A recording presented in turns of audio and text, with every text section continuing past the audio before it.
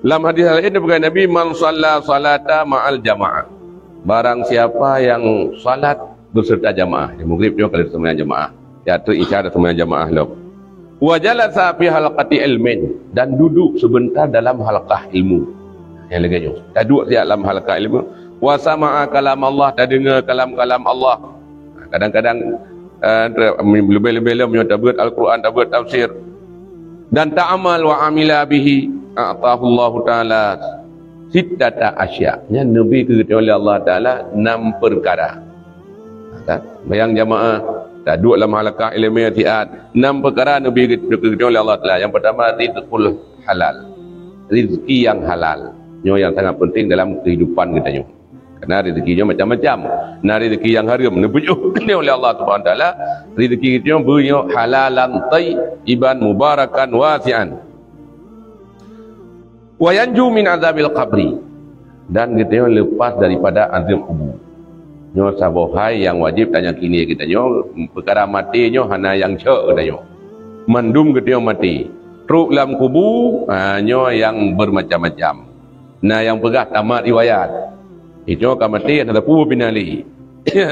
Anggapan kita ahli sunnah wal jamaah, dek katruk kita dalam kubur gede, nyo na nikmat dan na azab, bahkan na pertanyaan malaikat munkar dan nakir.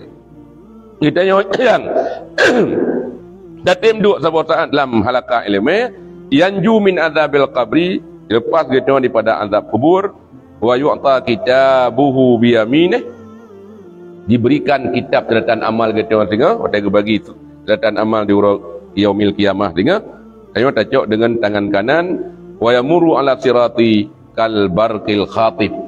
Kata aja ada titi siratal mustaqim lagi kilat yang menyambar. Yang pegang-pegang dalam nadamnya, nah kepegatnya, titi puhaluh ban tajam ban pedang juga.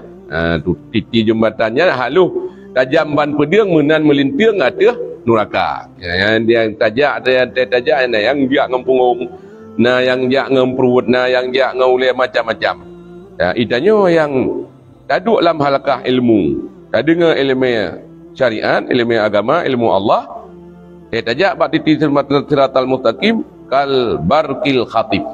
Lagi kilat yang menyambar bika kedai beladi. Wa yuhsyaru ma'an nabi, dan kita sehingga kebangkit, kebesapan, kehimpun kita sahaja nabi. Wa banallahu baitam fil jannah, nepegat Allah Subhanahu wa taala sebuah rumah dalam syurga, min yakutati hamra, daripada yakut yang merah. Benda-benda syurganya. Rumahnya nu benar raya, peluh boh pintu. Nyan bir raya rumah. Tak tamang tak tubiat orang yang galak ada. Nyanban kita dengan ilmu pengetahuan agama yang sangat penting dalam kehidupan kita untuk mengesahkan ibadah kita.